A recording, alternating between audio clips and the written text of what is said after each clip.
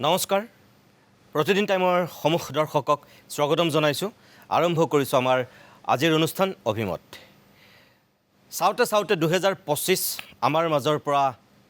বিদায় মাগিবৰ হ'ল আৰু মাত্ৰ কেইটামান মুহূৰ্তৰ পিছতে আমি নতুন বছৰ এটাক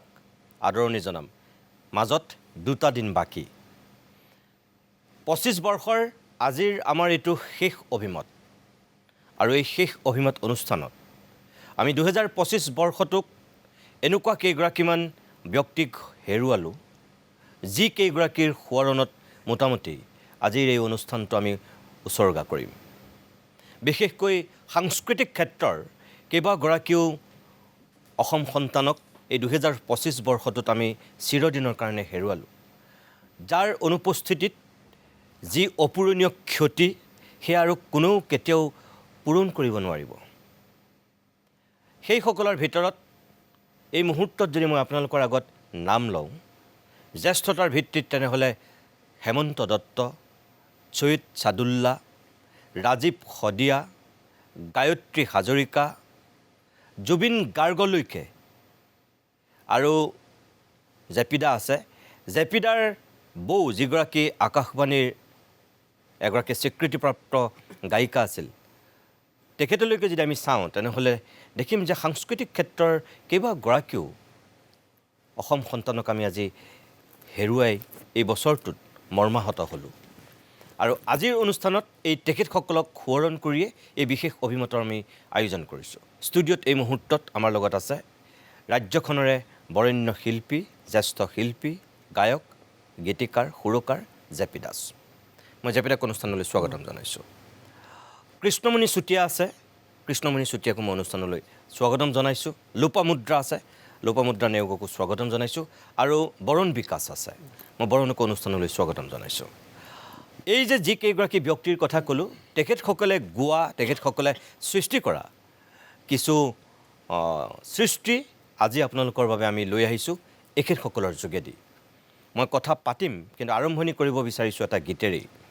মই বৰুণ মই তোমাৰ কাষলৈকে প্ৰথম আহিছোঁ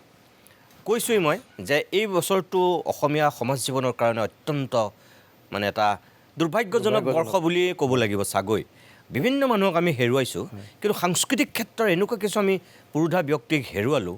বহুতৰ নাম হয়তো মই এই মুহূৰ্তত ল'বলৈ থাকি গৈছে যেনে ধৰক নাগাৰা নামৰ শিল্পী ৰামচৰণ ভৰালী বাঁহীৰ যোগেদি গোটেই আন্তঃৰাষ্ট্ৰীয় খ্যাতি লাভ কৰা আমাৰ অসমখনক এটা সুকীয়া ৰূপত লৈ যোৱা দীপক শৰ্মা এনেকুৱা বহু আছে সেইসকলক সকলোকে শ্ৰদ্ধা জনাই যিহেতু আমি এই অনুষ্ঠানটো আজি কৰিছোঁ জুবিনৰ অনুপস্থিতিও বহুতৰ কাৰণে আজিও বেলেগ হৈ আছে গতিকে শেষৰটো অভিমতত মই যদি তোমাক অনুৰোধ কৰোঁ এটা জুবিনৰ গীতেৰে আৰম্ভ কৰিবলৈ তুমি কোনটো গীতেৰে আৰম্ভ কৰিবা আচলতে এই প্ৰথমে মই প্ৰতিদিন টাইমৰ সমূহ পৰিয়াললৈ তথা নিতুমৰ নিতালৈ মই আন্তৰিক শুভেচ্ছা জ্ঞাপন কৰিছোঁ এই বৰ্ষটো আমাৰ বাবে অতি দুখৰ বৰ্ষ ক'বলৈ গ'লে আমি সকলো বহুতক হেৰুৱালোঁ আমি আচলতে আৰু শেষত এনেকুৱা এজন ব্যক্তিক হেৰুৱাম বুলি আমি ভবা নাছিলোঁ জুবিন দা আমাৰ কাৰণে এজন বেলেগ স্থানৰ লোক আছিল আৰু তেওঁৰ গীতবিলাক আমি গাওঁ ষ্টেজতো গাওঁ তেওঁ আচলতে তেওঁ চাগে গান নুশুনাহেঁতেন আমি ময়ো গান গাবলৈ মানে গান গোৱাৰ মোৰ কোনো প্লেনিং নাছিল তেওঁ গান শুনি পেলাই আজি এই অনুষ্ঠানলৈ চাগে আহিব পাৰিছোঁ সেইটো কাৰণে ধন্যবাদ এতিয়া গাবলৈ ওলাইছোঁ মই আচলতে হেমন্ত দত্ত ছাৰ আমাৰ মাজত নাই তেওঁৰ লিখা আগতে আৰু এজন ব্যক্তি আছিল জয়ন্ত হাজৰিকাৰ তেওঁ প্ৰথম এই গীতটো গাইছিল তাৰপিছত জুবিন দাই এই গীতটো আকৌ পুনৰবাৰ তেওঁৰ মুখত শুনিবলৈ পালোঁ সেই গীতটোকে গাবলৈ ওলাইছোঁ ঠিক আছে হ'ব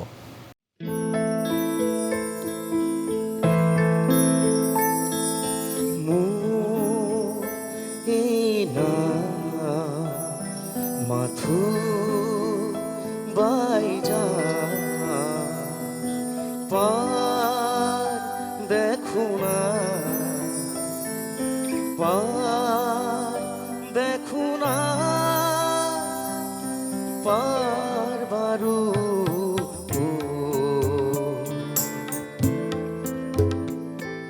মোর যত গান মাথো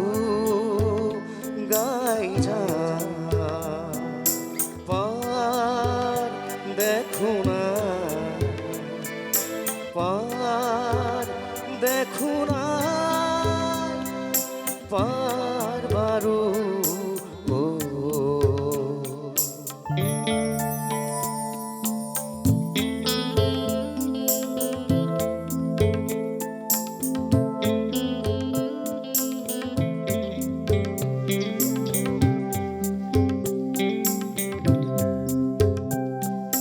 ও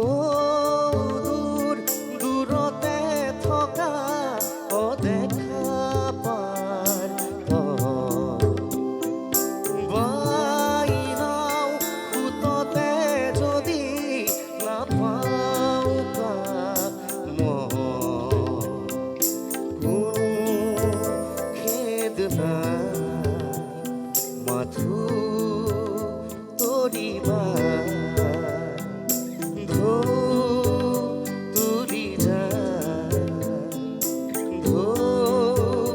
তুলি যায় গতি আছে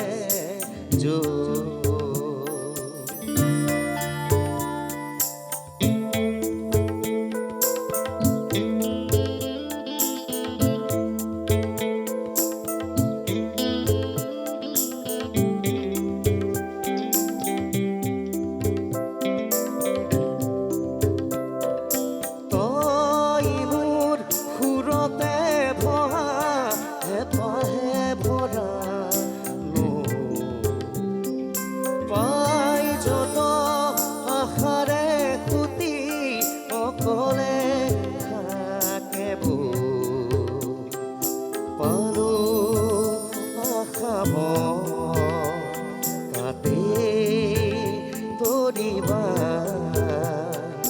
লয় পাৰোতা গতি আছে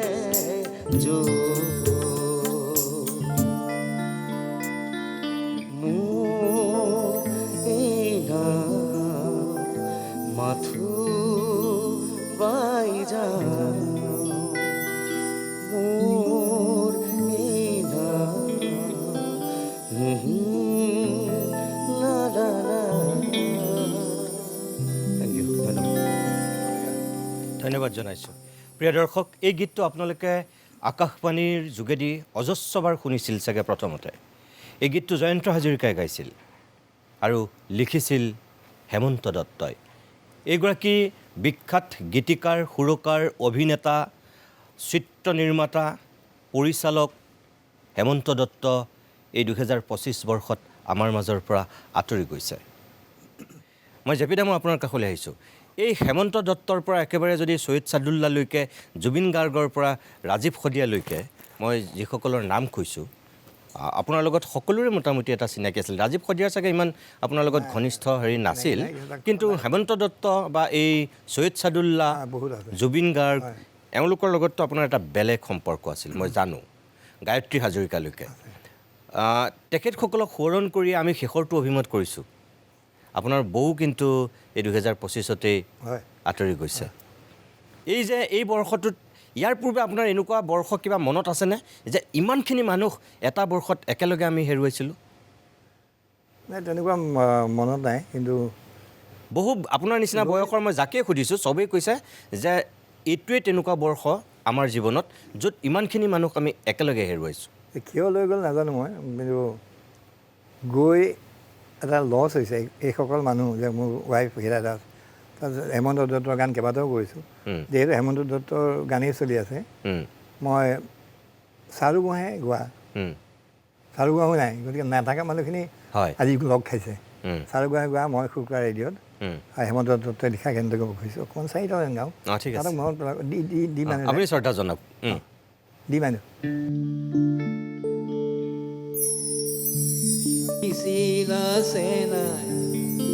মোৰ পদূলিলে বুলি তল ভৰি থকা বকুলৰে ফুল গছকি তুমি আহিছিলা চেনাই মোৰ পদূলিলে বুলি তল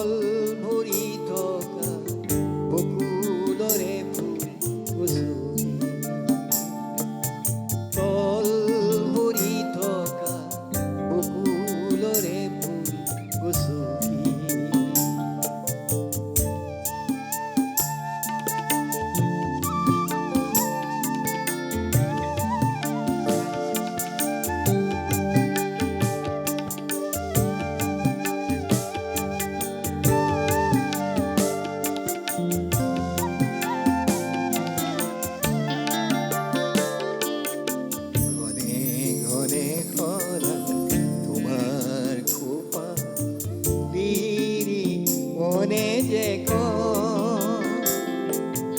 অতি হেঁপাহ আপোন জনো অতি হেঁপাহ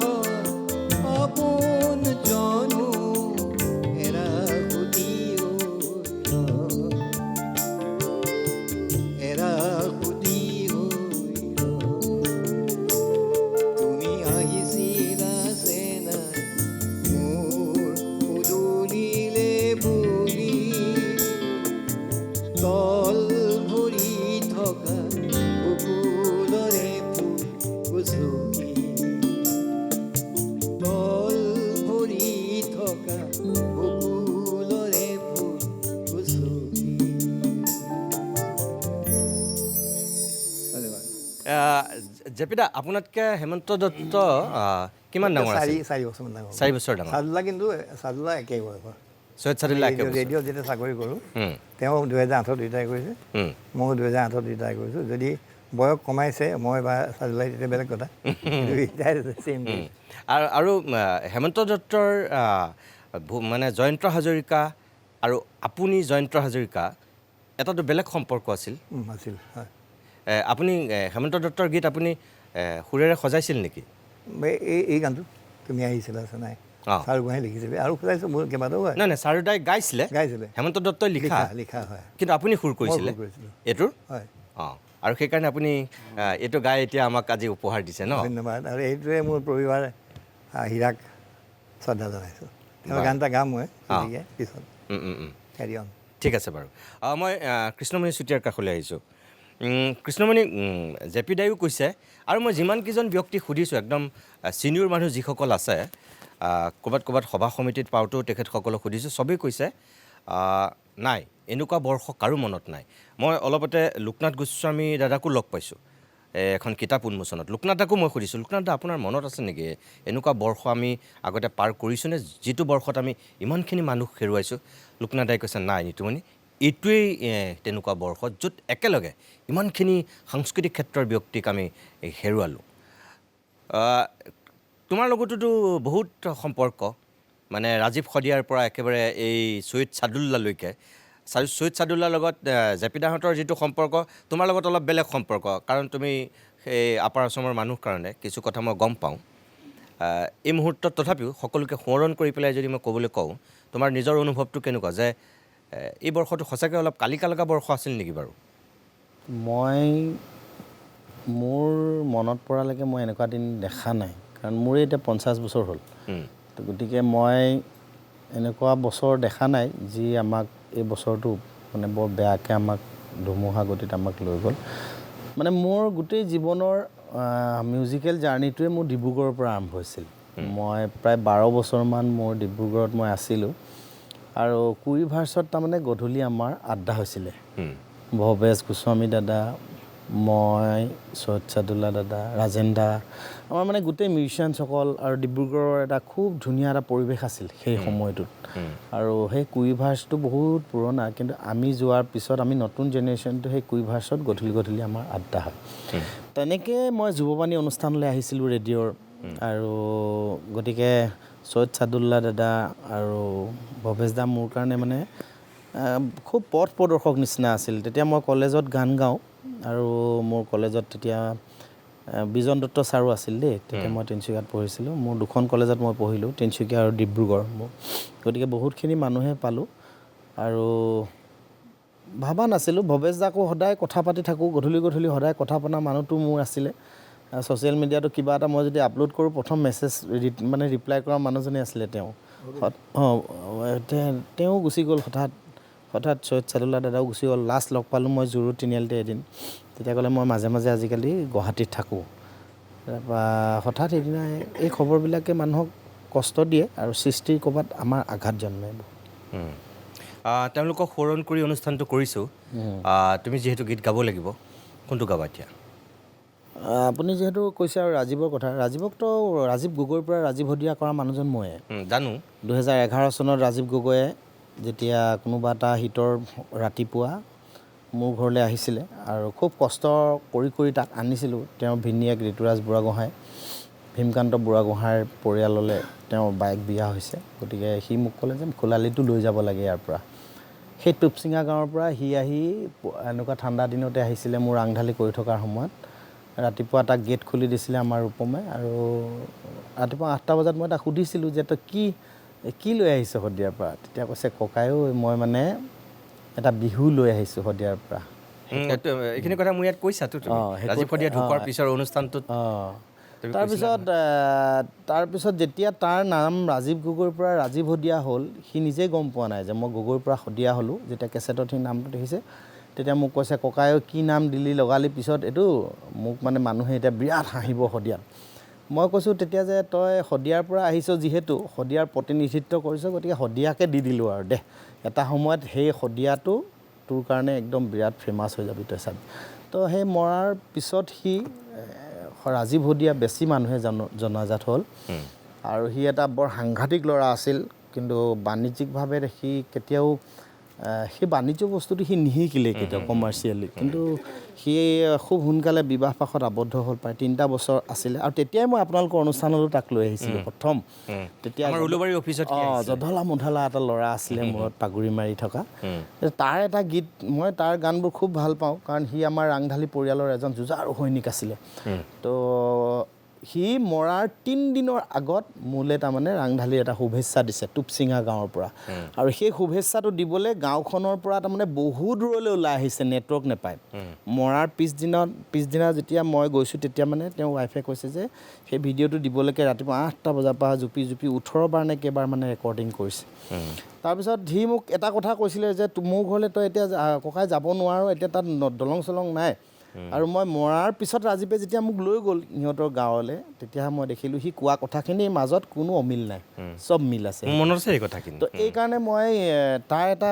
ধুনীয়া গীত গাবলৈ বিচাৰিছোঁ সি গোৱাৰ দৰে নহ'ব কিন্তু মই গোৱাৰ দৰেহে হ'ব ঠিক আছে হ'ব বন্ধু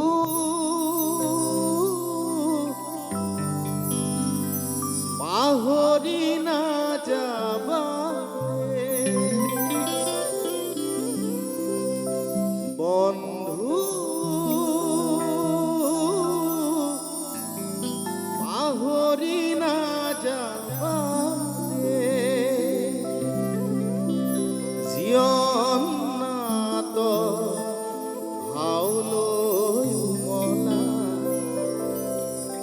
স্মৃতি ৰাখিবা দে স্মৃতি ৰাখিবা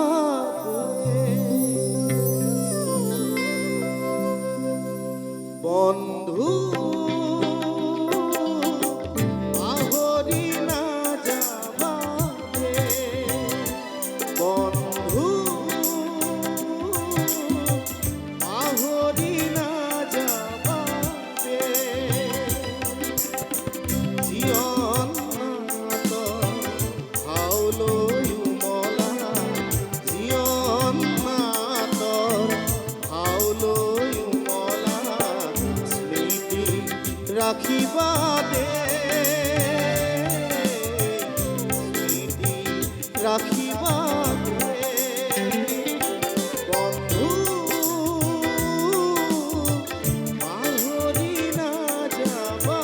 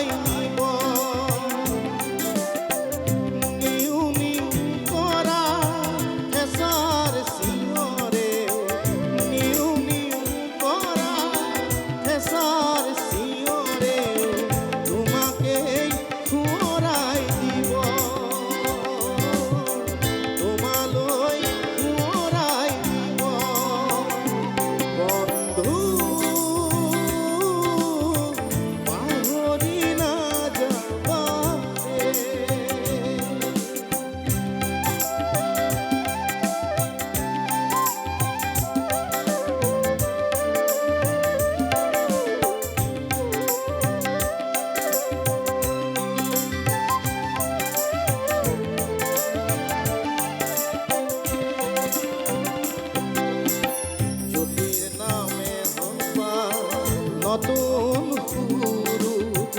যাৰ গতি পৰিধি বাধাৰ প্ৰাচীন ভাঙি ক্ষতৰোগ বধিবা জননীক ৰাখিবা জীয়া জীৱনৰে বাট পিছলি নকৰিবা জীৱনৰে বাট পিছলি নকৰিবা আহেৰে আগুৱাই যাবা আহেৰে আগুৱাই যাবা বন্ধু পাহৰি নাযাবা বন্ধু পাহৰি নাযাবা বন্ধু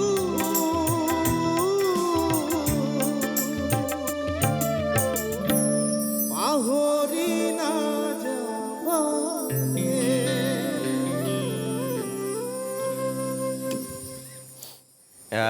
ধন্যবাদ জনাইছোঁ আৰু কৃষ্ণমণিৰ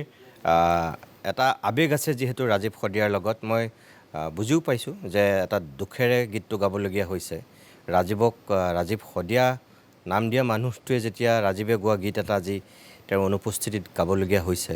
মই বুজি পাওঁ তথাপিও কৃষ্ণমণি মই এটা কথা সোধোঁ যে ৰাজীৱে সাধাৰণতে যিবিলাক গীত গাই বিখ্যাত হৈছিল মোটামুটি কিন্তু গোটেই গীতবিলাকত জাতি মাটি আৰু মানুহৰ কথা আছিল সি একদম মানে বেছিভাগ জাতীয়তাবাদ গীত আছিল প্ৰেম থকা গীতো আছে কিন্তু প্ৰেমতকৈ তাৰ দেশপ্ৰেম যিটো জাতি প্ৰেম সেইটো বহুত বেছি আছিল যেন লাগে বহুত বেছি সি মানুহটোৱে বৰ তেনেকুৱা আছিলে আচলতে সি কথাও তেনেকেই পাতিব ধৰক আৰু তাৰ জাতীয়তাবোধটো বৰ সাংঘাতিক আৰু সি এটা খুব বিপ্লৱী মানে মনৰ এটা ল'ৰা আছিলে গতিকে তাৰ গোটেই গানখিনিতে সেই বস্তুটো যেতিয়া খুব সুন্দৰভাৱে প্ৰকাশ পায় কিন্তু মানুহে জাতিয়ে কিন্তু বুজি নাপালে জীয়াই থকা অৱস্থাত সেইটো হয় মৃত্যুৰ পিছতহে বুজি পালে সেইটো হয় তাৰ ক'ব লগা কথাখিনি আপুনি চাবচোন প্ৰতিটো গানেই এটা এটা বাৰ্তা দি গৈছে সমাজৰ কাৰণে এটা বাৰ্তা দি গৈছে কিন্তু সেই কথাখিনি যদি জীয়াই থাকোঁতে বুজি পালেহেঁতেন সি চাগে আজি মৰিবলৈ লগীয়া নহ'লহেঁতেন মই ভাবোঁ আৰু সেইকাৰণে সি ক'ৰবাত অৱহেলিতও হ'ল মাজে মাজে যাৰ কাৰণে সি হয়তো নিজকে অকণমান নিজৰ মাজতে অলপ হতাশাত বুজিছোঁ মই ধন্যবাদ জনাইছোঁ প্ৰিয় দৰ্শক এই যে যিকেইগৰাকী ব্যক্তিৰ কথা কৈছোঁ হেমন্ত দত্ত চৈয়দ ছাদুল্লা ৰাজীৱ শদিয়া গায়ত্ৰী হাজৰিকা দীপক শৰ্মা ৰামচৰণ ভৰালী জুবিন গাৰ্গ সকলোৰে এটা এটা নিজা জেগা আছিল আচলতে অসমৰ সমাজ জীৱনত তেওঁলোকৰ যিখিনি অৱদান আমি কেতিয়াও কাৰোৰ পৰা সেয়া হয়তো আশা কৰিব নোৱাৰোঁ য'তেই আছে তেওঁলোক ভালে থাকক তেওঁলোকক শ্ৰদ্ধা জনাই আমাৰ আজিৰ এই 2025 বৰ্ষৰ শেষৰটো অভিমত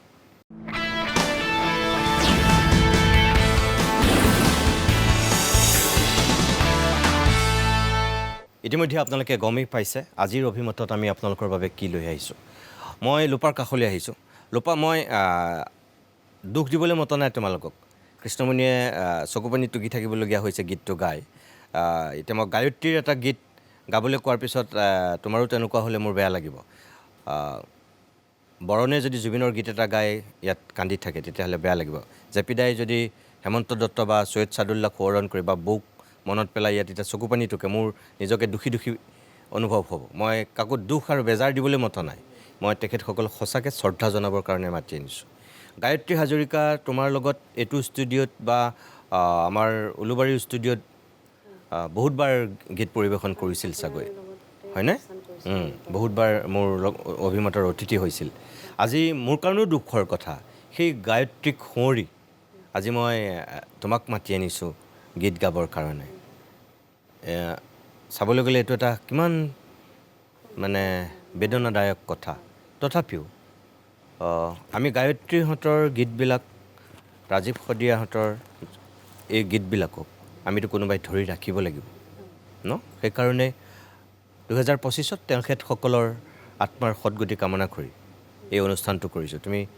গায়ত্ৰীৰ প্ৰিয় গীত এটা তুমি এতিয়া গাব লাগিব কোনটো গাবা মই গায়ত্ৰী বালৈ শ্ৰদ্ধা জনাই তেখেতৰে যিটো পপুলাৰ গীত বুলি ক'ব পাৰোঁ প্ৰথম তেখেত যিটো গীতৰ পৰা তেওঁৰ পৰিচয় হৈছিলে সৰা পাতে পাতে কাজল শৰ্মাৰ কথা আৰু সুৰৰ মই গাবলৈ চেষ্টা কৰিম কিন্তু বেয়া লাগিছে আচলতে আপুনি কোৱাৰ দৰে একেলগে অনুষ্ঠানত একেলগে বহি গীত গোৱা এগৰাকী ব্যক্তিৰ গীত আজি তেখেতৰ অনুপস্থিতিত গাবলৈ আহিছোঁ তেওঁ মই চেষ্টা কৰিম যাতে গাব পাৰোঁ ঠিক আছে বাৰু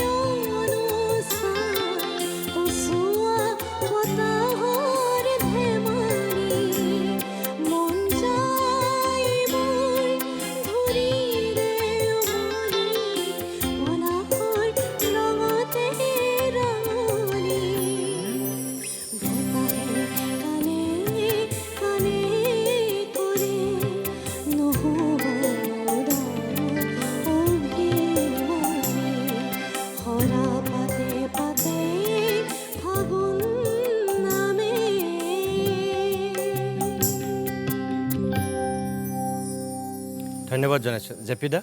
এই গায়ত্ৰীৰ 100মান গীত নাই, কিন্তু গায়ত্ৰীয়ে কেইটামান গীত দি থৈ গৈছে। মই ভাবোঁ চাগে এই গীতখিনি সদায় চিৰসেউজ হৈ থাকিব। এনেকুৱা কেইটামান তেওঁ গীত গাই থৈ গৈছে, আপুনি কি কয়? তেওঁ প্ৰথমতে 2002 চনমানত খুব ঘৰলৈ মাতে, গীতা মন্দিৰৰ ওচৰৰ ঘৰ। মোক খুব লুচি আৰু মাংস খুৱায়। আজি লুচি বনাইছে আহিব। তেতিয়াৰ পৰা মানে নিজৰ ছোৱালীৰ নিচিনা।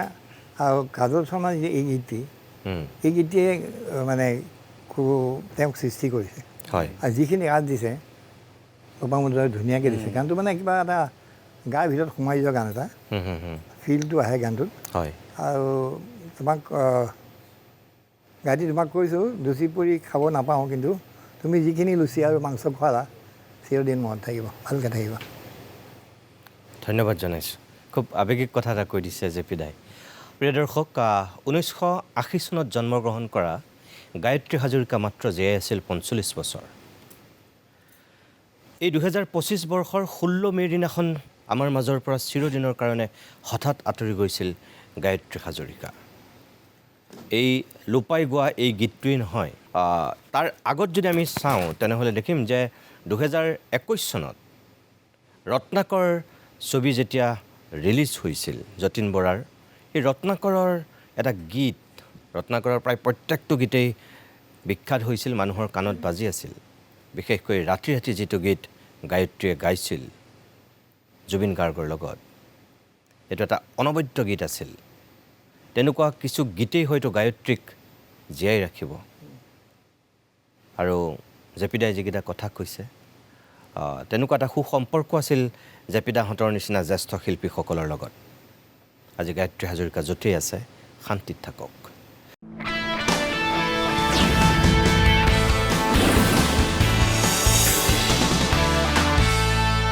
মই আকৌ বৰণ বিকাশ, মই তোমাৰ কাষলৈ আহিছোঁ। এইবাৰ আমি কাৰ গীত শুনিম? আচলতে জুবিনদাৰ এটি গীত গাবলৈ ওলাইছোঁ। ঠিক আছে, এইটো নতুন গীত তেওঁৰ, বহুত আগতে সুৰ কৰিছিল। এইটো ক্লাছ 9 নে 10 থাকোঁতে বোলে সুৰ কৰিছিল তেওঁ, তেওঁৰ মুখেৰে শুনিছিলোঁ। সেই গীতটোকে গাবলৈ ওলাইছোঁ এতিয়া। ঠিক আছে, গোৱা।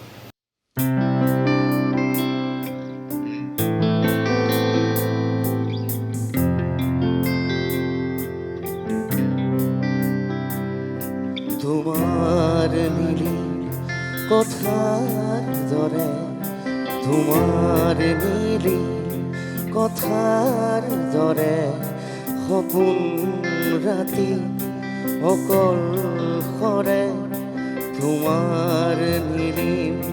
কথাৰ দৰে, তোমাৰ নীলি কথাৰ দৰে বকুল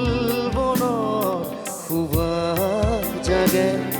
বকুল বনত সুবাস নামে, তোমাৰ নীলি কথাৰ দৰে, তোমাৰ নীলি কথাৰ দৰে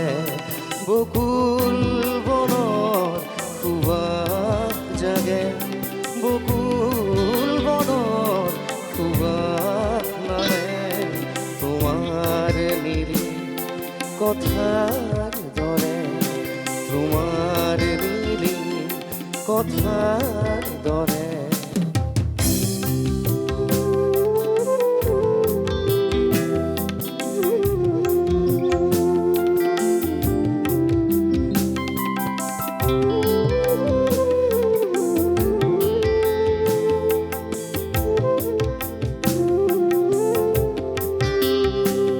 ভাহি যায় তোমাৰ নিবিড় আকাশলে, বুটি ভাহি যায় তোমাৰ নিবিড় আকাশতে, সপোন ৰাতি অকলশৰে বকুল বনত সুবাস নামে, বকুল বনত সুবাস জাগে, তোমাৰ নীলি কথাৰ দৰে, তোমাৰ নীলি কথাৰ দৰে।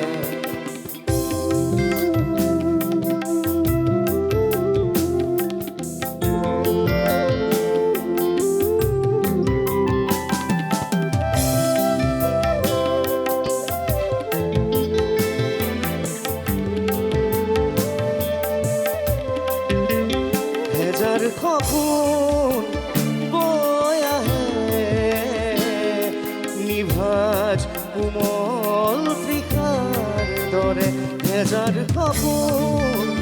বৈ আহে নিভাজ কোমল তৃষাৰ দৰে সপোন ৰাতি অকল সৰে বকুল বনত সুবাস জাগে বকুল বনত সুবাস নামে তোমাৰ নীলি কথাৰ দৰে তোমাৰ নীলি কথাৰ দৰে বকুল বনত সুবাস জাগে বকুল বনত সুবাস নামে তোমাৰ নীলি কথাৰ দৰে মই ধন্যবাদ জনাইছোঁ জেপিদা জুবিনৰ যিবিলাক গীত আছিলে বৰণে কৈছে এইটো ইমান আগতে তেওঁ সুৰ কৰা কিন্তু এই 9 বছৰ বয়স হ'লে অঁ ক্লাছ 9ত থাকোঁতে সুৰ কৰা মই গানটো শুনি কেতিয়াবা গাড়ীৰে আহিলে হয় এবাৰ সুধিলোঁ এইটো কাৰ সুৰ কোনে কৰিছে কেতিয়া কৰিছে কিন্তু দেউতাক লৈ ৰেডিঅ' চেণ্টাৰৰ কাৰণে কৰিব বুলি ৰেডিঅ' চেণ্টাৰ যুৱবাণী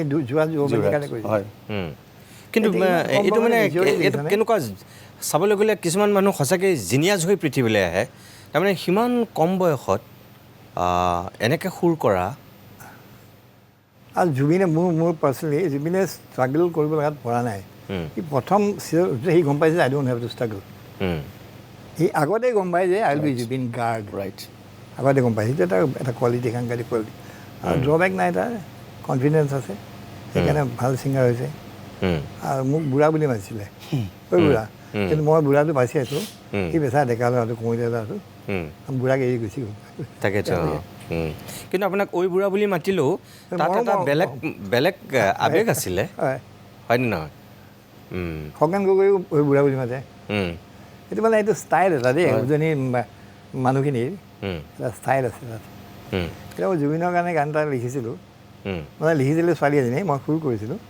তাৰমানে from the point of view মানে হাৰ্ট থ্ৰব বুলি কয়তো সৰু আছে হাৰ্ট থ্ৰবৰ কথাখিনি ইমান ধুনীয়াকৈ তাই প্ৰকাশ কৰিছে সেই গানটো মই 4 লাইন গাব খুজিছোঁ ঠিক আছে দি ধৰা মই সুৰ কৰা গানটো আপুনি সুৰ কৰিছে গাইছিলে হিমাক্ষী দাস বুলি ছোৱালীজনীয়ে লিখিছে আৰু গাইছে তাই বয়স 26 বছৰ হ'ব 26 বছৰ বয়সৰ ছোৱালীজনীৰ জুবিন গাৰ্গৰ হাৰ্ট থ্ৰব ফিলটো ইয়াত প্ৰকাশ পাইছে আচ্ছা সুৰটো আপুনি কৰিছে মই সুৰটো মই অঁ বঢ়িয়া গাওক দিয়া দি হেল্ল' মোৰ হেঁপাহ আছিল তোমাক লগ পোৱা মোৰ হেঁপাহ আছিল তোমাক প্ৰাণ ভৰি মোৰ হেঁপাহ আছিল তোমাক লগ পোৱা মোৰ হেঁপাহ আছিল তোমাক প্ৰাণ ভৰি মোৰ কপালত নাছিল তোমাক লগ পোৱা মোৰ কপালত নাছিল তোমাক ঘাট চবৰ মিল তাৰপিছত কৈছে আজি তোমাক পালোঁ নিচেই কাষতে আপোনাৰ যেতিয়া লগ কৰিব গৈছে জনাই আছে তুমি চুকুৰি গ'লা কিয় চিৰদিনলে সৰু ছোৱালী যেনেকৈ ভাবে লাষ্ট লাইনটো দিছে উৰি থকা মন্ত্ৰী থমকি ৰ'ল আজি ভাবিলোঁ খন্দি জুবিন এতিয়া হাত চাব খুলিলোঁ একদম হিমাক্ষী দাসে লিখিছিলে আৰু মই সময় নাপাম বুলি মই 4টা লাইন মোৰ পৰিবাৰৰ কাৰণে গাওঁ খুজিছোঁ মোৰ ল'ৰাই মাৰিব নোৱাৰো ল'ৰা ছোৱালীয়ে বেলেগৰ গান গাই ডিমা গান কিয় নাগালা দি মাইনো এপছা মাইনো বনতিমা পলাশৰে চাকি জ্বলে আজি মন্দিৰবে জ্বলে আজি ফাগুনৰে জোনাৰী তোৰ সময় লিখা গান এই ধৰা এই দি দিয়া এই দিয়া এই কণ্ঠ কোনেনো কোনেহি নেলাগে বুকুৰ মৰম কোনে কবলেহি নেলাগে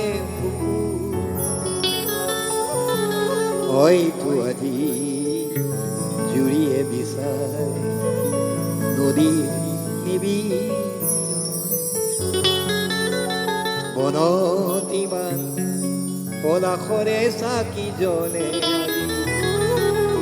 মন নীৰৱে জ্বলে আজি ফাগুনৰে লগ পাম কেতিয়াবা ক'ৰবাত জুবিন হওক মোৰ পৰিবাৰ হওক গোটেই শিল্পীবিলাক আমি যে যাওঁ ওপৰলৈ খুব ফূৰ্তি কৰিম চিন্তা নকৰিবা জেপিদাৰ এটা বৌৰ গীত বৌয়ে গোৱা গীত গাইছে মই কৈছোঁ আপোনালোকক যে 25 বৰ্ষত জেপিদাই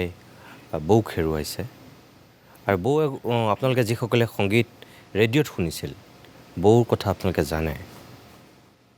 যিগৰাকী আকাশবাণীৰ স্বীকৃতিপ্ৰাপ্ত এগৰাকী গায়িকা আছিল হঠাৎ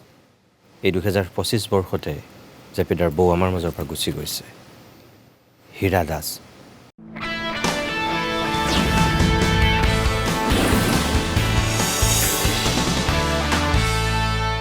প্ৰিয় দৰ্শক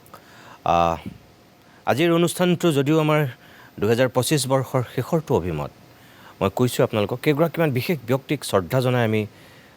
তেখেতসকলৰ নামতেই উৎসৰ্গিত কৰা এটা অনুষ্ঠান কিন্তু গীত শুনিছোঁ কিন্তু ক'ৰবাত কিবা এটা অলপ দুখবোধো আছে কিবা এটা ক'ৰবাত আমি বেদনাহত হৈ আছোঁ যিহেতু এই বৰ্ষটোত আৰু ইয়াত মাজে মাজে এনেকুৱা এটা পৰিৱেশো হৈছে যিটোৰ কাৰণে অকণমান মোৰ নিজৰো কষ্ট হৈছে অনুষ্ঠানটো কৰাত জেপিদাক মই বহুত বহুত ধন্যবাদ জনাইছোঁ কৃষ্ণমণি চৈয়দ চাদুল্লাৰ এটা গীত আমি শুনো নেকি চৈয়দ চাদুল্লাই সুৰ কৰা আমাৰ বিজন দত্ত ছাৰে গোৱা এটা গীত আৰু ছবিন মেধিয়ে লিখা এটা বৰ ধুনীয়া গান মই মোৰ কলেজীয়া জীৱনত তাৰমানে মই মানে কম্পিটিশ্যনত গোৱা এটা গান ৰেডিঅ'ৰ গান আৰু ডিব্ৰুগড় ৰেডিঅ'ৰ এটা মানে তেতিয়া আমি ৰেডিঅ'হে আৰু সৰুতে লিখা গান আৰু মই খুব কলেজত গাওঁ আৰু এইটো খুব ভুলে শুদ্ধই গাওঁ আৰু তেতিয়া হায়াৰ ছেকেণ্ডেৰী পঢ়াৰ আগৰ পৰা গাওঁ কিন্তু যেতিয়া গৈ মোৰ বিৰাট লাগ ভাল মই মানে গোৱা মানুহজনকে গৈ পাই গ'লোগৈ বিজন দত্ত ছাৰক তাৰপৰা ছাৰে তাৰমানে আগতে আমাক শিকায় আৰু মোৰ আটাইতকৈ প্ৰিয় গীত এইটো ৰেডিঅ' তো মই জেপিদাৰ আগত সেই গানটো গাবলৈ মোৰ ভয় লাগিছে জেপিদাক মানে ভৰিতে চুই লৈছোঁ আৰু 2 লাইনমান মই গাওঁ এইটো মোৰ মানে খুব ভাল লগা গান মই কিমান আৱেগ ঢালি গানটো গাব পাৰোঁ সেইটো মই নাজানো কিন্তু মোৰ প্ৰিয় গীত গতিকে চৈয়দ চাদুল্লা দাদাৰ সুৰেৰে এই গীত আজি আপোনালোকলৈ একদম চিয়'ৰ জোৱাৰ পৰা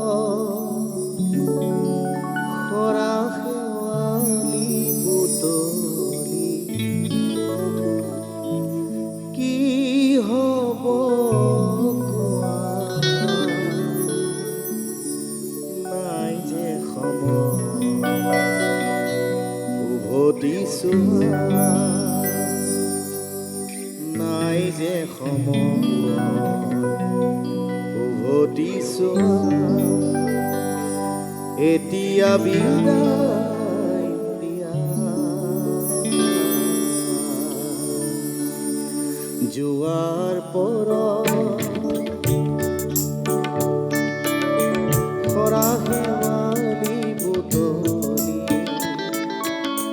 কি হ'ব কোৱা নাই যে সময় উভতি চোৱা এতিয়া বিদায় দিয়া জোৱাৰ পৰা খৰা শেৱালি বুটলি কি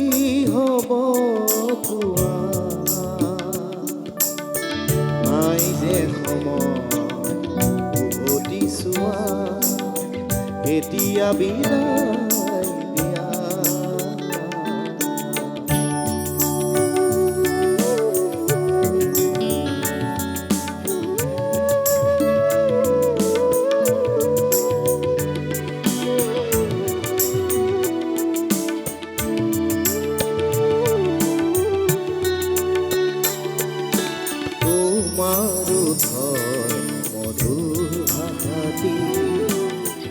ৰাখিছা বুকুতে সাঁচি তোমাৰ ওঠৰ মধুৰ ভাষা দি ৰাখিছা বুকুতে সাঁচি আকৌ আহিব নতুন প্ৰভাত আকৌ আহিব নতুন প্ৰভাত পেলাব অতীত মচি মোৰ বাবে নাই ফুলৰ সুবাস মোৰ বাবে নাই ফুলৰ সুবাস জীৱন উপচি যোৱা জীৱন উপচি যোৱা যোৱাৰ পৰ খৰা শেৱালি বুটলি কি হ'ব কোৱা নাই যে সময় উভতি চোৱা এতিয়া বিদায় দিয়া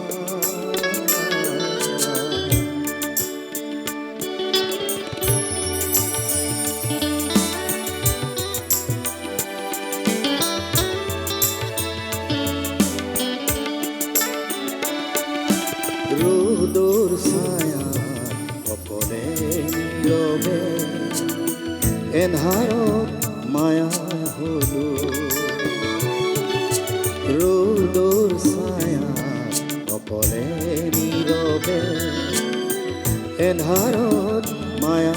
হলো স্মৃতিৰ পাতত এটি ফুল হ'ল স্মৃতিৰ পাতত এটি ফুল হ'ল তোমাৰ বাবে ৰ'লো মোৰ আকাশত নতুন প্ৰভাত মোৰ আকাশত নতুন প্ৰভাত বিচাৰিলে নোপোৱা যোৱাৰ পৰ খৰা শেৱালি বুটলি কি হ'ব কোৱা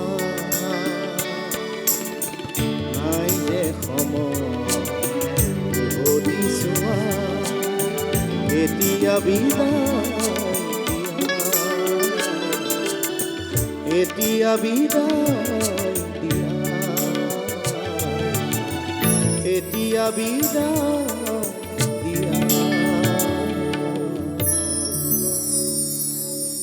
মই মানে কলেজৰ এইটো ফেয়াৰৱেলত গাইছিলোঁ আমাৰ কলেজ যেতিয়া শেষ হৈছিলে তেতিয়া বিজন দত্ত ছাৰ আছিলে তাতে আৰু ছাৰৰ আগত গাবলৈ ইমান ভয় লাগিছে আজি যদি কেনেবাকৈ অনুষ্ঠানটো ছাৰে চাই মানে একদম দূৰতে আৰু সেৱা কৰিছোঁ মানে ভুলখিনি যাতে ছাৰে নিজৰ বুলি ল'ৰা বুলি লৈ লয় আৰু তো এই স্মৃতি আজি ৰোমন্থন হ'ল তাৰমানে মই বহুত বছৰৰ পিছত এইটো গীত গালোঁ কেতিয়াবা আমাৰ মাজতে জলচা হয় নহয় ঘৰতে ধৰা আমি গানটো গাওঁ মোৰ এটা প্ৰিয় গান জানিছোঁ একো নাই একো নাই মানে জেবিতা মোৰ ৰেডিঅ'ৰ দিনলৈ মনত পৰিছে একদম হয়নে এইবিলাক সেই গীতাঞ্জলি গীতিমালিকা আৰু তেতিয়া এটা ৰেডিঅ'ৰ এটা গান একেদিনাই লিখিব নোৱাৰি নহয় 3 দিনমান জোপ পাতি থাকিব লাগে তাৰমানে গান শুনি শুনি লিখোঁতে শেষ কৰিবলৈ তাকেতো মই ধন্যবাদ জনাইছোঁ কৃষ্ণমণিক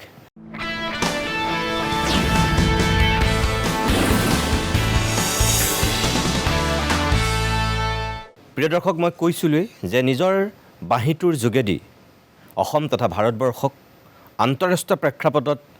চিনাকি কৰি দিয়া এগৰাকী অসম সন্তান আছিল দীপক শৰ্মা এই যে 2025 বৰ্ষটোত অগা পিছাকৈ একাংশ মানুহ আমাৰ মাজৰ পৰা হঠাৎ নোহোৱা হ'ল জুবিন গাৰ্গ যোৱাৰ পিছত এই দীপক শৰ্মাও আমাৰ মাজৰ পৰা গুচি গৈছিল সৌসিদিনাখন এই দীপক শৰ্মাৰ সোঁৱৰণতে এইবাৰ মই আহিব বিচাৰিছোঁ অসমৰ আন এগৰাকী জ্যেষ্ঠ শিল্পী বাদ্যযন্ত্ৰী বাঁহীৰ বাদক পৰমেশ্বৰ বসুমতাৰী দাদাৰ কাষলৈ পৰমেশ্বৰ দা বহুতবাৰ আমাৰ ষ্টুডিঅ'ৰ এনেকৈ বাদ্যযন্ত্ৰী শিল্পী হিচাপে উপস্থিত থাকে বিভিন্ন শিল্পীৰ লগত পৰমেশ্বৰ দাই বাঁহী বজাইছে আজি এই মুহূৰ্তত দীপক শৰ্মাক অকণমান আমি পৰমেশ্বৰ দাৰ যোগেদি শ্ৰদ্ধা জনাম পৰমেশ্বৰ দা মই আপোনাৰ কাষলৈ আহিছোঁ আপুনিতো বহুতবাৰ আমাৰ ইয়াৰ অতিথি হৈছে বিভিন্ন ব্যক্তিৰ লগত আপুনি বাঁহী বাদন কৰিছে আজি এতিয়া দীপক শৰ্মাক আপুনি অকণমান সোঁৱৰণ কৰিব লাগিব নিশ্চয় দীপক শৰ্মাটো আমাৰ পৰা গুচি গ'ল আমাৰ মাজৰ পৰা তেওঁক শ্ৰদ্ধা জনাই অকণমান তেওঁৱে বজোৱা অকণমান বজাই শুনাম ঠিক আছে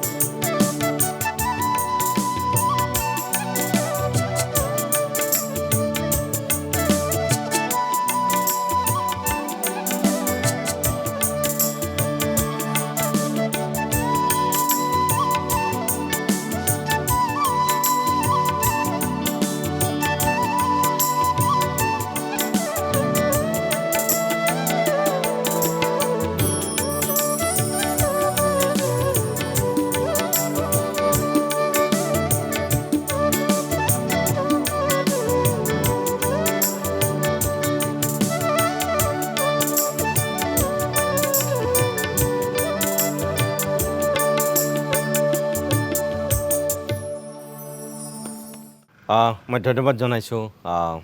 পৰমেশ্বৰ দাক জেপিদা মই আকৌ আপোনাৰ কাষলৈ আহিছোঁ এই যে দীপক শৰ্মাৰ কথা ক'লোঁ আমি যিখিনি মানুহক ইয়াত অসমৰ বিভিন্ন ক্ষেত্ৰত ধৰক এক্টিং সংগীত মানে নৃত্য খেল ধেমালি বাদ্যযন্ত্ৰী এনেকৈ যিবিলাক আন্তঃৰাষ্ট্ৰীয় প্ৰেক্ষাপটত উজলি উঠিছে দীপক শৰ্মা কিন্তু বাঁহীটোৰ যোগেদিয়ে ক'ৰবাৰ পৰা গৈ ক'ৰবাত পাইছিলেগৈ চাবলৈ গ'লে আৰু অসমৰ বাঁহী অসমৰ বাঁহী ইণ্ডিয়াৰ বাঁহীটো বহুত সিহঁতে অলৰেডি বম্বেতে খাৰা হৈ থাকে অঁ ইয়াত নলবাৰীত খাৰা হৈ পৃথিৱী গৈছে কিন্তু হয়নে ডাঙৰ কথা এইটো মানে আমাৰ একাংশ মানুহৰ যিটো প্ৰতিভা সেই প্ৰতিভাৰ জোৰটো কিমান বেছি বাঁহীটোৰ যোগেদি কিন্তু দীপক শৰ্মাই দেখুৱাই থৈ গৈছে উঠি অহা প্ৰজন্মই সেইখিনিও কিন্তু মই ভাবোঁ শিকিবলগীয়া কথা এই দুখৰ কথা বাঁহী শিকোৱা ল'ৰা ছোৱালী মষ্ট প্ৰবলি এতিয়া কম এইটো বঢ়াব লাগে আমাৰ পৰমেশ্বৰ আছে আৰু বাঁহী বজাক আছে শিকায়ো গতিকে বাঁহীটো অসমৰ বাঁহী দেই অসমীয়া বাঁহী হয় দীপক শৰ্মাই যিটো কৰিছে এনেকুৱা ধুন এইটো ধুন হয় ধুন টাইপৰ বস্তু বজাইছে কিমান ধুনীয়াকৈ বজাইছে সেইটোৱে মই ভাল লাগে আৰু ইও ফূৰ্তি ফাৰ্ষ্ট কৰি ল'ৰা এটা পিছৰ পিনে মানে ক্ষীণালে অসুখ হ'ল তাৰপিছত গুচিয়ে গ'ল আৰু গোটেইখিনি তেনেকৈয়ে গ'ল নহয় এজন নদীত বা সাগৰত গ'ল মানে আননেচাৰেলি নেচাৰেল ডেথ কিন্তু গোটেইকেইজনৰ দেই হেমন্ত দত্ত নাটক লিখি ঢুকাইছে হয় হয় নহয় গতিকে এইখিনি একদম মানে কি ৰিয়েল সঁচা শিল্পী বুলি কওঁ মই আৰু জুবিনক বিশেষকৈ গায়কীৰ কথাটো কওঁ আমি য'ত শেষ কৰোঁ গানটো হায়েষ্ট নোট আমাৰ এই হায়েষ্ট নোটটো জুবিনে আৰম্ভ কৰে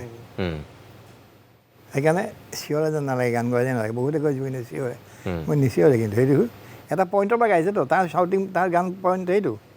ওপৰৰ চিৰ পৰা জোৰে গায় আৰু হয় সেইটোৱে হয় সকলোকে শ্ৰদ্ধা জনাইছোঁ আমি যিহেতু তথাপিও আপুনি জুবিন গাৰ্গৰ কথা কৈছে কাৰণে মই এটা কথা কওঁ যে এইবাৰ যিমানবিলাক আমি যদি ছেপ্টেম্বৰ মাহৰ পৰা এতিয়ালৈকে এই ডিচেম্বৰলৈকে যিমানবিলাক অনুষ্ঠান উৎসৱ পাৰ্বণ আমি পালন কৰিছোঁ মানুহে কিবা এটা যেন নাই সেই অনুভৱেৰে উদযাপন কৰা যেন লাগে আপুনি নিজে একমত নে তাৰমানে মই আপোনাক খোলাকৈ কৈছোঁ ধৰক 19 ছেপ্টেম্বৰৰ পিছত আমি কি পালন কৰিলোঁ আমি ধৰক শংকৰ উৎসৱ পালন কৰিছোঁ আমি দুৰ্গোৎসৱ পালন কৰিছোঁ আমি ৰাস উদযাপন কৰিছোঁ আমি কালী পূজা উদযাপন কৰিছোঁ আমি কাতি বিহু উদযাপন কৰিছোঁ এনেকৈ যদি আমি চাওঁ দীপান্বিতা আমি উদযাপন কৰিছোঁ পোহৰৰ উৎসৱ হিচাপে কিন্তু ক'ৰবাত যেন আমাৰ কিবা এটা পোহৰ নাই মই এটা লাইনতে কওঁ হয় কিবা যেন নাই আজি নাই আছে হুমুনিয়া কৃষ্ণ গান এটা গতিকে জুবিনৰ য'তেই গান শুনিছে বা য'তেই জুবিনক লৈ মিটিং হৈছে হেৰি হয় তাত কথা কোনেও নকওঁ হুমুনিয়া কৰে আজিকালি মিছ কৰে তেওঁ কি ক'ম মানে এই যে গ্ৰেট আৰ্টিষ্ট দেই মোৰ কাৰণে মই ইংৰাজীত কৈছোঁ কথাটো সঁচাই গ্ৰেট আৰ্টিষ্ট আৰু মই কৈছিলোঁ তুমি ইংলিছ গান যদি 4টামান গালে হয় এলবাম উলিয়ালে ইণ্টাৰনেশ্যনেল আৰ্টিষ্ট হ'ল হয় তাৰ উচ্চাৰণ তাৰ দলীয় থ্ৰয়িংবিলাক চব ইংলিছ হয় 4টা গান কৰা হেঁতেনো ইণ্ডিয়াত এটা ভাল ইংলিছ ছিংগাৰ হ'লে হয় এইবিলাক নহ'লগৈ আৰু কিছুমান ভগৱানে নহ'বলৈ হ'ব দিয়ে না তেওঁ প্লেনিং আছিলে প্লেনিং এইটো বাস্তৱত ৰূপ নহ'লে আৰু যিকেইটা ইংলিছ গাইছে মোটামুটি মানে টেৰিফিক গাইছেতো হয়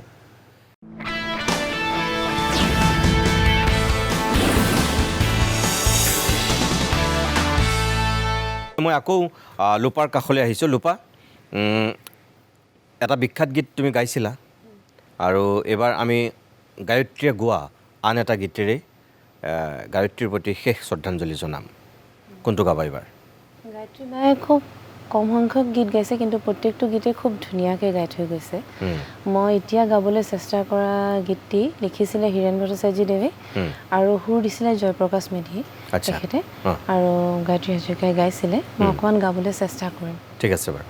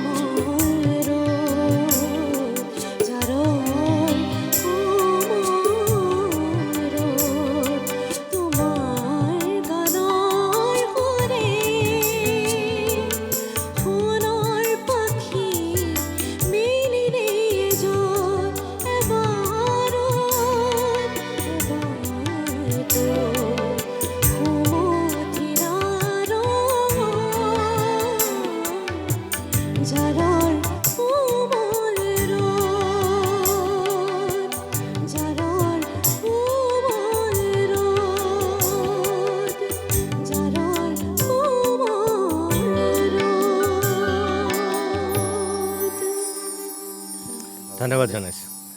ভাল লাগিল গীতটি বৰণ মই তোমাৰ কাষলৈ আহিছোঁ জুবিনৰ মৃত্যুৰ এতিয়া তদন্ত চলি আছে হয় তুমি কি বুলি ভাবা যে মানুহৰ যিটো মনত সন্দেহ আশংকা যিটো ৰহস্য 19 ছেপ্টেম্বৰত আচলতে কি হ'ল মানুহে যিটো জানিব বিচাৰি আছে হয় আমি সঁচাকৈ জানিব পাৰিমগৈনে মানে তোমাৰ মনত কোনটো কথা আহে যে পাৰিম নে নোৱাৰিম মানে কি হ'ব বুলি ভাবা তুমি একদম পাৰ্চনেল ভিউ চাবলৈ গ'লে হুম, নেগলিজেঞ্চিটোতো আছেই তেওঁক লৈ যোৱাটোৱে নেগলিজেঞ্চি হৈছে প্ৰথম হুম, মই ভাবোঁ এইটো কোনো ন্যায় ওলাব নে নোলাই মই নাজানো আৰু কি কি হৈ আছে বস্তুটো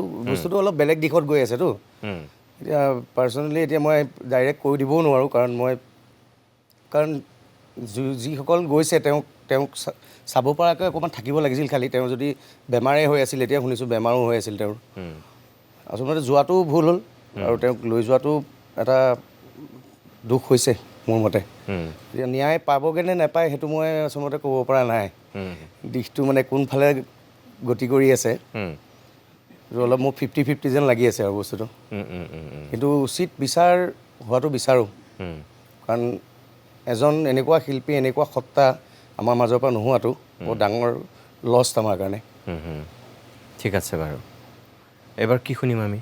এতিয়া আচলতে যোনটো গীত গাম জুবিনদাৰ এইটো এন্ধাৰ হ'ব নোৱাৰোঁ গীতটো আৰু মই জানাত এই গীতটোত মানে আমাৰ বাঁহীবাদক আমাৰ মৰমৰ দীপক দা আমাৰ মাজত নাইকিয়া হ'ল তেওঁৱে বজাইছিল এই গীতটোত বাঁহীটো তেওঁ বজাইছিল আৰু তেওঁকো শ্ৰদ্ধাঞ্জলি জ্ঞাপন কৰি এই গীতটো গাবলৈ ওলাইছোঁ একদম হয় ভাল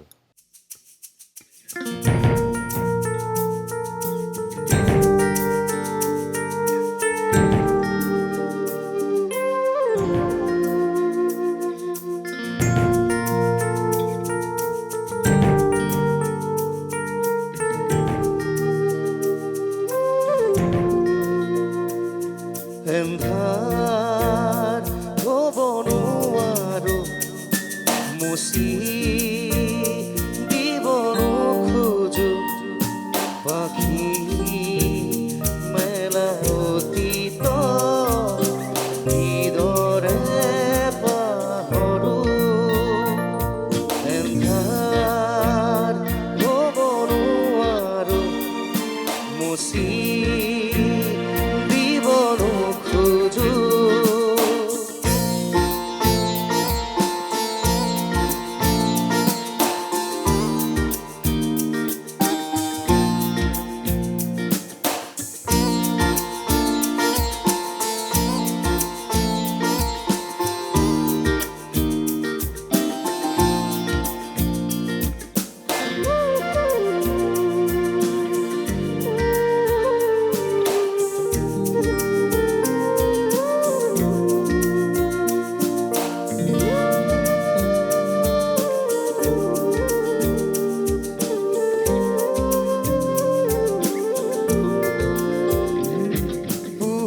পোহৰ বুলি জীয়ালো মনে মনে প্ৰাণতে হাতেৰে ঢুকিনো পোৱা জোনৰে ছবি পাখি মেলি সপোনে আগচিলে দৰদি আকাশৰ নিৰিমাতে মন আজি যে অসীম লীন হোৱা তৃষা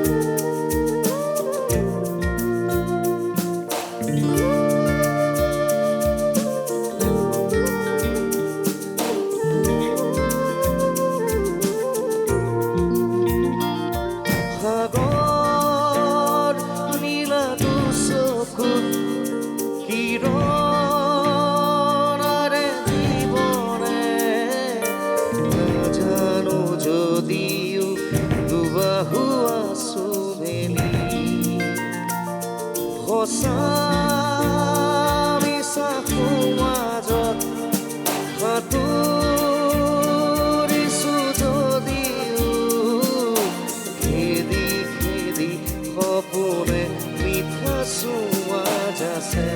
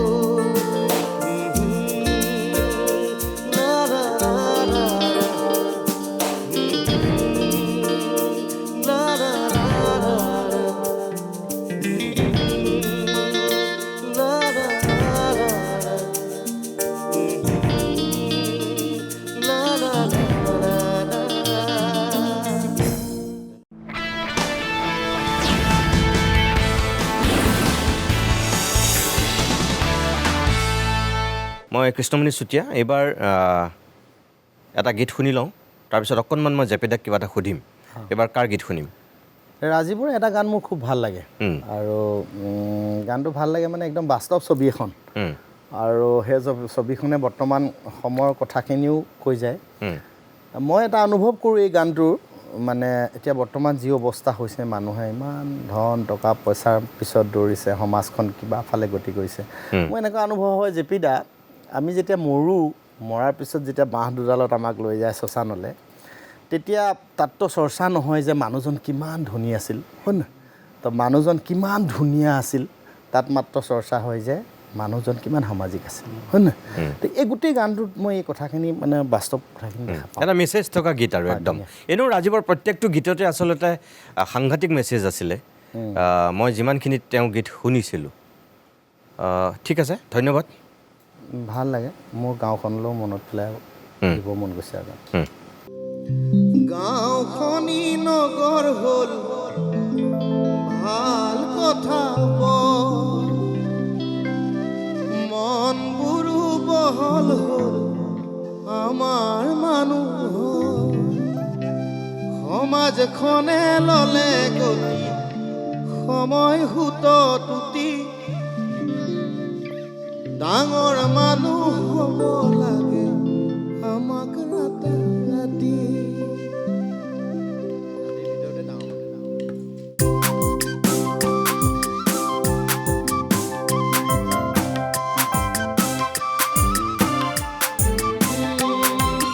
গাঁওখনি নগৰ হ'ল ভাল কথা বৰ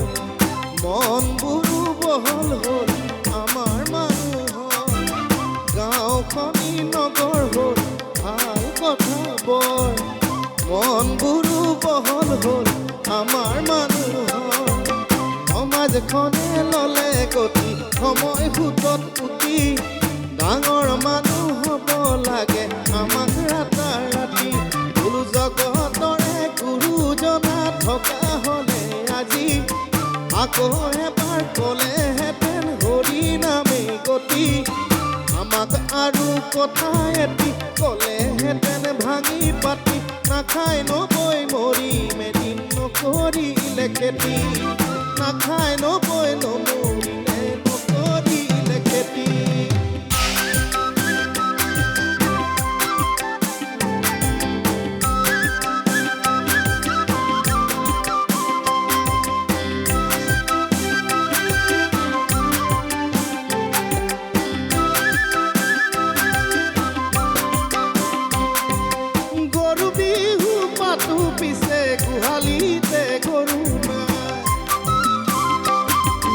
কাতি বিহু পাতো পিছে পথাৰতে চাকি নাই গৰু বিহু পাতো পিছে গোহালিতে গৰু নাই কাতি বিহু পাতো পিছে পথাৰতে চাকি নাই মাঘৰ বিহুত নাপাহৰো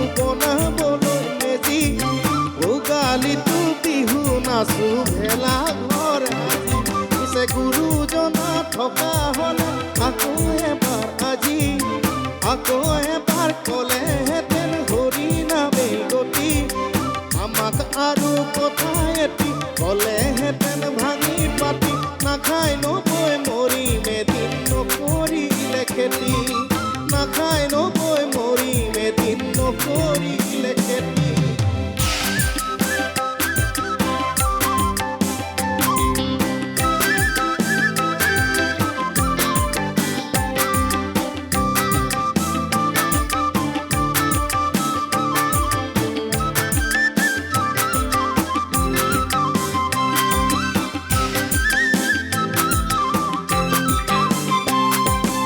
আধি খেতিৰ গুটি ধানে পাছো বাৰমো শাওণৰে গেলা বোকাত নামিব নুকো আধি খেতিৰ গুটি ধানে পেছো বাৰমো শাওণৰে গেলা বোকাত নামিব নুকো আৰামতে বহি বহি দুবেলা খাই দুহাজি দেহাৰো জন বহালো জান জানতে ৰকেজি জগতৰে গুৰুজনক থকা হ'লে আজি আকৌ এবাৰ ক'লেহেঁতেন হৰি নামে গতি আমাক আৰু কথা এটি ক'লেহেঁতেন ভাঙি পাতি নাখাই নবৈ মৰিম এদিন নকৰিলে খেতি নাখাই নবৈ মৰিম এদিন নকৰিলে খেতি নাখাই নবৈ মৰিম এদিন নকৰিলে খেতি নাখাই নবৈ মৰিম এদিন নকৰিলে খেতি একদম মানে কৃষ্ণমণিয়ে কোৱা কথাটোৱেই জেপিদা মই এতিয়া আপোনাক এইটোকে ক'ব বিচাৰিছোঁ যে এই গীতটোত যিখিনি কথা আছে মানুহৰ জীৱনৰ সঁচাকৈ মানে ধন টকা পইচা এইবোৰ অহংকাৰ ঐশ্বৰ্য বিভূতি এইবিলাক সকলো মিছা গুৰুজনাই থকা হ'লে নামেই গতি বুলিহেঁতেন ক'লে যিটো কথা গীতটোত আছে সেইটোৱে সঁচা কথা চাবলৈ গ'লে জুবিনেও জীৱনৰ শেষ সময়লৈকে আচলতে মানুহক কিন্তু সেইটো বানিয়েই বিলাই থৈ গৈছে সেইটোৱেই শিকাই থৈ গৈছে মানে এইবিলাক ধন টকা পইচা ঐশ্বৰ্য বিভূতি অহংকাৰ এইবিলাক চব পানী মিছা কিন্তু মানে এই মানুহ যিবিলাকত আচলতে দৌৰি ফুৰে সেইবিলাকৰ এটা বিপৰীত আমাক বাৰ্তা আমাৰ পূৰ্বপুৰুষসকলে আমাক দি থৈ গৈছিল আজি যাক আমি শ্ৰদ্ধা কৰিছোঁ হেমন্ত দত্তৰ পৰা চৈয়দ চাদুল্লাৰ পৰা একেবাৰে জুবিনৰ মাজেদি আহি ৰাজীৱ শদিয়ালৈকে যদি চাওঁ এখেতসকলেওতো সেয়াই শিকাইছিলে চাবলৈ গ'লে হেমন্ত দত্তৰ নাটকত কি আছিলে মূল্যবোধ নৈতিকতা মানৱীয়তা মানৱ ধৰ্ম জুবিনৰ গীতত কি আছিলে ৰাজীৱ শদিয়াৰ গীতত কি আছিল মানৱতাবোধ মানৱ ধৰ্মই যে সৰ্বশ্ৰেষ্ঠ ধৰ্ম সেইটোৱেতো আছে জুবিনেতো কৈও গৈছে সেই কথাখিনি আপুনি আজি এই 2025ৰ শেষৰটো অভিমতত আটাইকেইগৰাকীক সোঁৱৰণ কৰি যিহেতু অনুষ্ঠানটো আমি কৰিছিলোঁ একদম শেষ এটা বক্তব্য কি বুলি দিব শিল্পীয়ে একচুৱেলি নিজৰ অন্তৰৰ পৰা সৃষ্টি কিছুমান থাকে অট'মেটিকেলি ওলাই যায় কৰোঁ বুলিয়ে নকৰে কিন্তু এই গানটোত তাৰ গাঁৱৰ যিটো জীৱন গাঁৱৰ জীৱনটো দেখিছে কিন্তু লিখিছে গাঁৱৰ জীৱনৰ কথাই লিখিছে জুবিনে যে মায়াবিনী গানটো সেইটো ইমান ধুনীয়া এটা ৰোমান্টিক আৰু জুবিনৰ লিখনিত ৰোমান্টিচিজমটো বহুত ওপৰলৈ লৈ গৈছিল কিন্তু আগৰ আছে বাইদেউহঁতো আছে নিৰ্মল বাইদেউ কেশৱমহন্ত আছে কিন্তু যুগৰ যিটো প্ৰেম যুগে যুগে প্ৰেম যুগে যুগে গান যুগে যুগে জুবিনে কিন্তু তাৰ ৰোমাঞ্চৰ গানবিলাক বৰ্তমান যুগৰ লগত মিলি গৈছে কাৰণে আজিকালি ল'ৰা ছোৱালীয়ে হজম কৰি পাৰিছে ঠিকে কৈছে আপুনি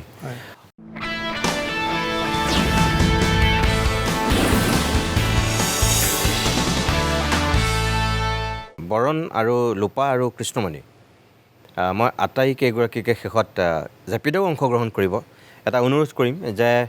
এইমাত্ৰ জেপিদাই যিটো কথা কৈছে মায়াবিনী গীতটোৰ কথা মায়াবিনী এটা ৰোমান্টিক গীত প্ৰেমৰ গীত কিন্তু আমি যদি ওলোটাকৈ চাওঁ তেতিয়াহ'লে ৰোমান্টিক গীতৰ ঊৰ্ধটো মায়াবিনী এটা কিন্তু খুব মানৱীয়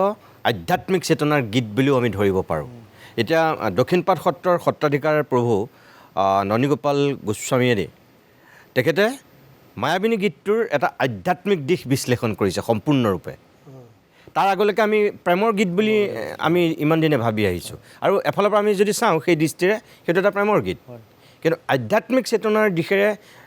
ননীগোপাল গোস্বামী প্ৰভুৱে যিকেইটা কথা কৈছে সেইটো চাবলৈ গ'লে কিন্তু এটা সাংঘাতিক ধৰণৰ এটা আধ্যাত্মিক চেতনা সম্পন্ন গীত হিচাপে তেখেতে প্ৰতিষ্ঠিত কৰিছে পূৰা লাইন বাই লাইন তেখেতে বিশ্লেষণ কৰিছে মায়াবিনী ৰাতিৰ বুকুত এনেকৈ গোটেইখিনি সেই দিশৰে মই ভাবোঁ যে আজি মায়াবিনী গীতটো এটা আধুনিক প্ৰাৰ্থনালৈ ৰূপান্তৰিত হৈছে আধুনিক প্ৰাৰ্থনা আধুনিক প্ৰাৰ্থনা আৰু সেই আধুনিক প্ৰাৰ্থনাটোৰে আমি জুবিনকো শ্ৰদ্ধা জনাম বাকী কেইজনকো আমি শ্ৰদ্ধা জনাই অনুষ্ঠানটো শেষ কৰিম কৃষ্ণমণি লোপা আমি মায়াবিনী গীতেৰে আজিৰ এই অনুষ্ঠানটো শেষ কৰিব বিচাৰিছোঁ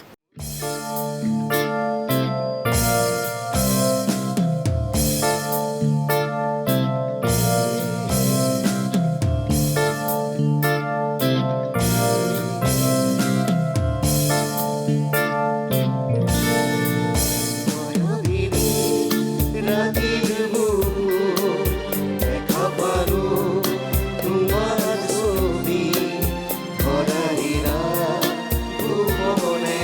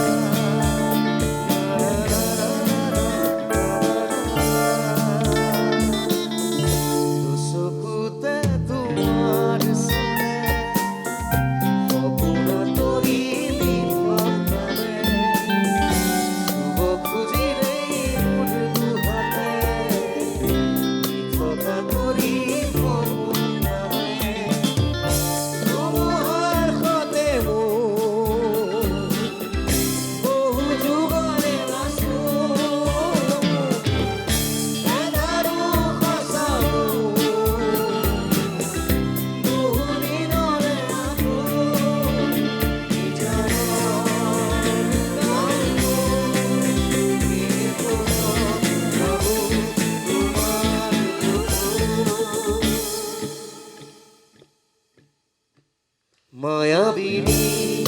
ৰাতেৰ বুকুৰ দেখা পাৰো তোমাৰ ছবি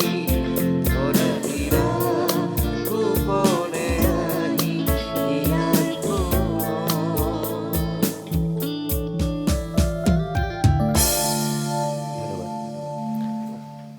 প্ৰিয় দৰ্শক, ইমান সময়ে আমি আজি আপোনালোকৰ বাবে অনুষ্ঠানটো লৈ আহিছিলোঁ। হেমন্ত দত্ত, চৈয়দ ছাদুল্লা, দীপক শৰ্মা, গায়ত্ৰী হাজৰিকা, ৰাজীৱ শদিয়া, জুবিন গাৰ্গ এখেতসকলক শ্ৰদ্ধা জনায়। বৰণ বিকাশ, লোপামুদ্ৰা, কৃষ্ণমণি চুতীয়া আৰু জেপিদাক লৈ এই অনুষ্ঠানটোৰ আমি আয়োজন কৰিছিলোঁ। 2025 বৰ্ষৰ শেষৰটো অভিমত অনুষ্ঠান আৰু এই আটাইকেইগৰাকী ব্যক্তিক আমি শ্ৰদ্ধাৰে সোঁৱৰণ কৰিছোঁ তেখেতসকলৰ সৃষ্টিৰাজিৰে। পুনৰ কৈছোঁ যে অসমীয়া সমাজ জীৱনত 2025 বৰ্ষটো অত্যন্ত এটা দুৰ্ভাগ্যজনক বৰ্ষ হিচাপেই চিহ্নিত হৈছে, বিশেষকৈ আমাৰ সাংস্কৃতিক ক্ষেত্ৰখনৰ কাৰণে। দেশৰ প্ৰেক্ষাপটত বা আন্তঃৰাষ্ট্ৰীয় প্ৰেক্ষাপটতো 2025 বৰ্ষৰ কিছু বেলেগ দিশ আছে, মই সেইবিলাক ক'বলৈ নাযাওঁ। কিন্তু আমাৰ অসমৰ সমাজ জীৱনৰ কাৰণে অপূৰণীয় ক্ষতি হোৱা এটা বৰ্ষ হিচাপেই চিহ্নিত হৈছে 2025। আমি আশা কৰিছোঁ আহি থকা বছৰটো আমাৰ সকলোৰে সুখৰ হ'ব, শান্তিৰ হ'ব, সমৃদ্ধিৰ হ'ব। এনেকুৱা আমি দুখত ভাগি পৰা বৰ্ষ কেতিয়াও নহওক 2026 বৰ্ষটো। আটাইকেইগৰাকী ব্যক্তিৰ আত্মাৰ সদ্গতি কামনা কৰি আজিৰ অনুষ্ঠানটো মই শেষ কৰিব বিচাৰিছোঁ। বাদ্যযন্ত্ৰী আটাইকেইগৰাকীকে মই বহুত বহুত ধন্যবাদ জনাইছোঁ আৰু বৰণ বিকাশ, লোপামুদ্ৰা, কৃষ্ণমণি চুতীয়া আৰু জেপিদা আপোনালোক চাৰিওগৰাকীকে বহুত বহুত ধন্যবাদ জনাই আজিৰ এই বিশেষ অনুষ্ঠানটিৰ পৰা ইমানতেই বিদায় লৈছোঁ। নমস্কাৰ।